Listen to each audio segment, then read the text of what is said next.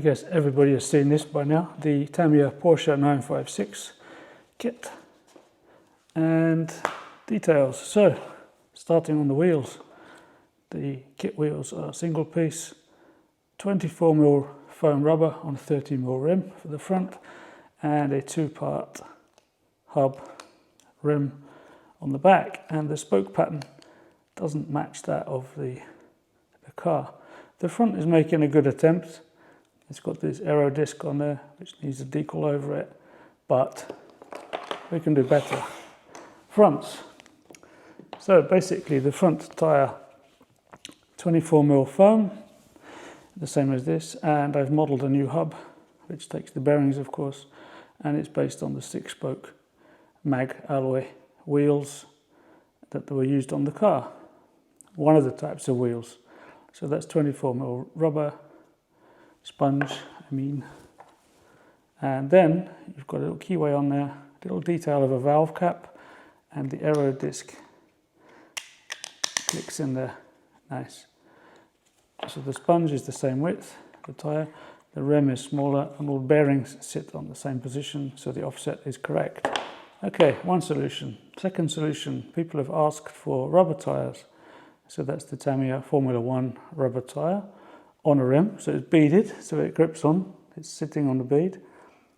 Same setup, a disc on the front, bearings inside, and they are wider to take the fronts of the rubber F1 tyres.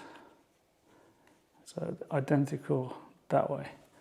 So that's those setups. And then the next step is the rear tyre sponge from the Tamiya F1 is 30mm, and that fits on the standard rim nicely, but the standard rim is not very nice. So I've made these rims into 30mm, slide on for the foam, so it slides on, with removable cover. So we've got 3 tyre wheel options for 3 tyre options for the front.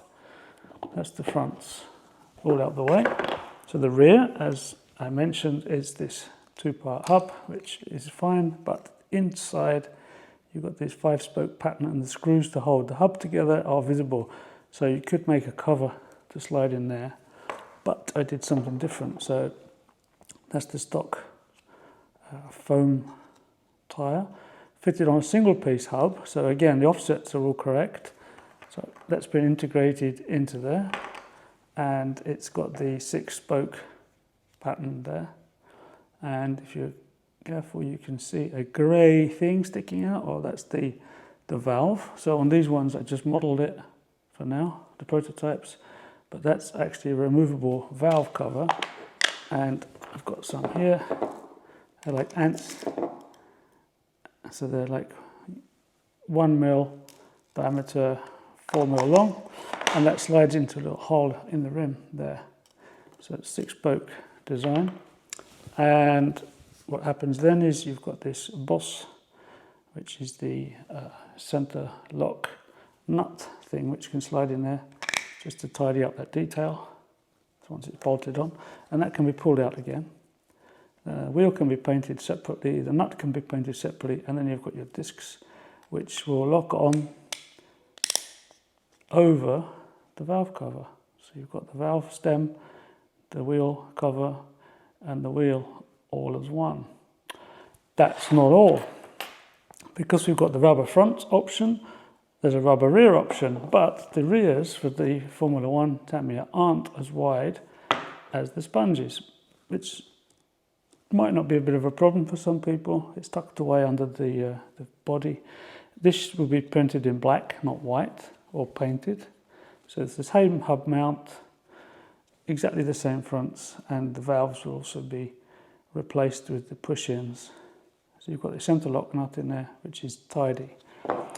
So then we've got the option of running full rubber on the new rims without the back cover, as a lot of the cars did.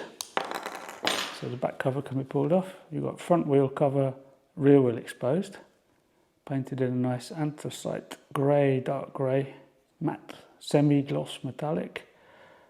Or you can go full stock sponge with or without covers. or you can run the F104 rear sponges on the front to give you a bit more of a nicer width, and again, covers can be popped off. So all in all, I've got 2 rear options and 3 front options. Crazy.